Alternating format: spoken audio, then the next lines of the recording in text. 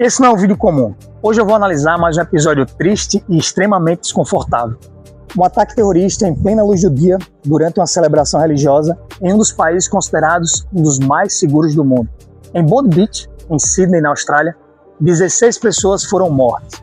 Entre elas, crianças, idosos, um rabino, uma sobrevivente do Holocausto e um turista israelense. E eu não vou apenas comentar, eu vou desmontar esse evento, peça por peça, para mostrar por que isso não é um caso isolado e o que muda para qualquer pessoa comum. E no final desse vídeo, você vai entender por que isso diz muito mais sobre o nosso futuro do que a maioria das pessoas está disposta a admitir. E para quem está chegando agora, eu me chamo Edgar Rafael e eu servi na Legião Estrangeira Francesa. E lá eu aprendi a analisar atentados, zonas de conflito, ataques, e não pelo impacto ou pelo choque, mas pelo perfil, pelo padrão, pelas falhas e prevenção.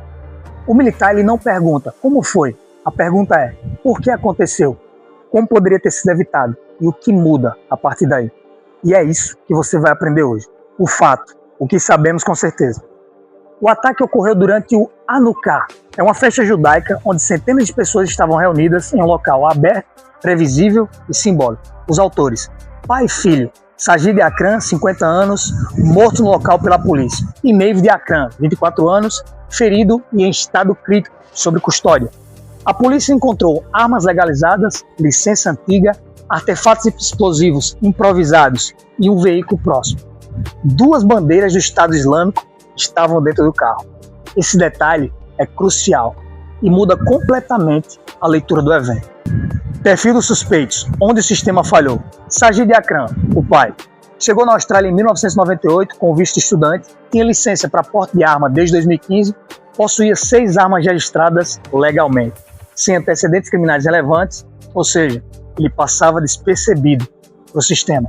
Mavid Akram, o filho, cidadão australiano, investigado pela agência de inteligência australiana, a IOSIL, em 2019 por uma ligação com uma célula do Estado Islâmico. Ele foi liberado após 6 meses, por falta de provas ou ligação a alguma ameaça imediata. Fontes da inteligência dos Estados Unidos ligaram a dupla a redes extremistas do Estado Islâmico. Esse é o ponto que incomoda.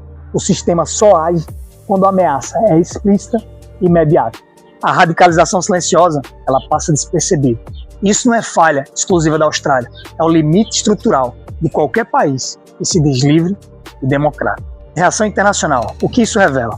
Líderes mundiais condenaram o ataque. ONU, Israel, governos europeus, todos usavam as mesmas palavras. Repudiamos, condenamos e solidariedade.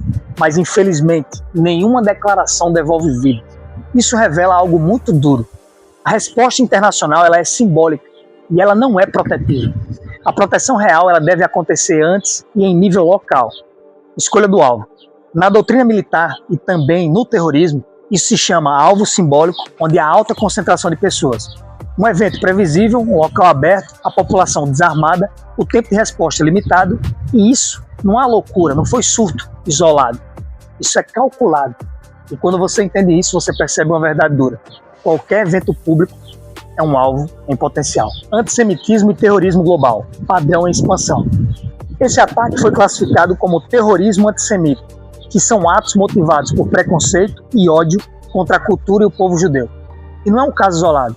Eventos religiosos, escolas, mercados, festivais, tudo virou alvo simbólico. O terrorismo moderno, ele não busca a vitória militar, vencer um combate, um conflito. Não, ele busca o impacto psicológico, é causar medo, polarização e caos. E principalmente as sociedades abertas, elas são as mais vulneráveis. Na Legião aprendemos 3 regras básicas em ambientes de risco. Primeiro, multidões reduzem a reação individual. Segundo, alvos simbólicos atraem ataque. Terceiro, quem reage primeiro sobrevive mais. A multidão sempre deve ser tratada como um ambiente de alto risco. Por quê? O pânico se espalha mais rápido, as rotas de fuga se fecham e as pessoas travam e se chocam na hora da fuga. Quem sobrevive em ambientes assim observa antes, escolhe posição e sabe onde sair. Agir antes da massa. Isso não é paranoia, é leitura do ambiente. E eu sei, heróis existem, como o comerciante que tentou desarmar o agressor, mas os heróis são a exceção e não um plano. O plano, nesse tipo de situação, é sair o mais rápido possível e de forma segura dessa zona de impacto. O que a polícia não consegue fazer? A polícia australiana reagiu rápido, mas a reação não é prevenção. Nenhuma força policial consegue estar em todos os lugares e prever radicalização silenciosa, impedir um ataque decidido. Isso vale para a Austrália, Brasil, Europa, qualquer lugar do mundo. A função do Estado é reagir e a sua função é se antecipar e sobreviver. Como agir na vida real?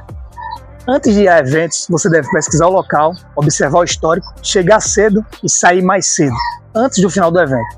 Veja as entradas e as saídas e evite ficar encurralado. Durante o evento, identifique as entradas e as saídas e posicione-se perto dessas rotas. Evite áreas centrais e mantenha a visão periférica. Fique atento também a qualquer tipo de comportamento estranho que fuja do padrão do evento.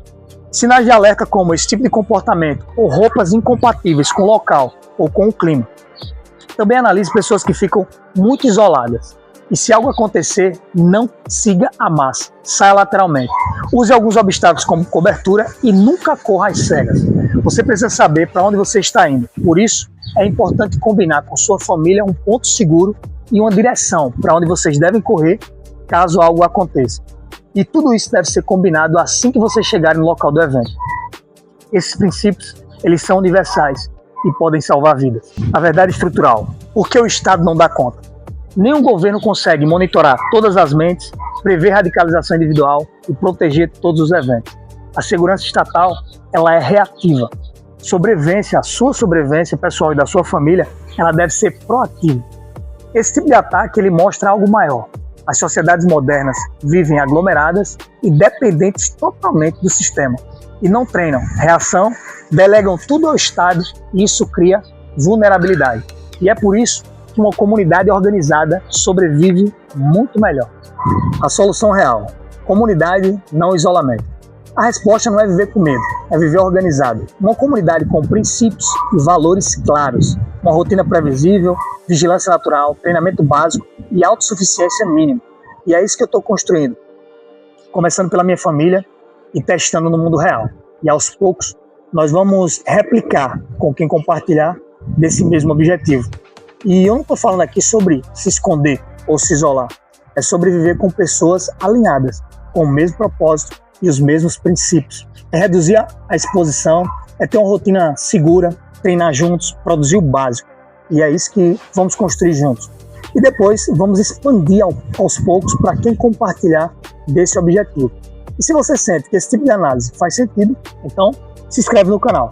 E se você quer aprender mais a agir e não só a reagir, e quer apoiar algo que vai muito além do YouTube, considere se tornar membro do canal. E isso não é algo para todo mundo, mas para quem entende a gravidade do momento histórico que nós estamos vivendo. O Clube de Membros, ele existe para quem não quer apenas assistir. Lá nós vamos aprofundar os temas e falar sobre coisas que não dá para falar em um vídeo público. Vamos falar também sobre o andamento da comunidade e como será a estrutura e como faremos para ser mais autossuficientes. E quais serão as regras para que vocês possam integrar essa comunidade ou replicar a estrutura em outras regiões. As lives, por exemplo, serão apenas para membros. Lá serão como reuniões, onde decidiremos muita coisa a respeito da comunidade. Travaremos algumas discussões que vão ajudar a gente a tomar melhores decisões. E como membro, você tem acesso a vídeos antecipados, transmissões nas lives, ao vivo, onde vai dar para a gente conversar mais, a prioridade na análise e também nos comentários, e os nomes dos membros serão citados no final de cada vídeo como forma de reconhecimento e agradecimento por contribuir com esse projeto. Mas o principal benefício não está listado aqui. O principal benefício é você não estar sozinho. O ataque na Austrália, ele não é uma exceção, ele é um aviso.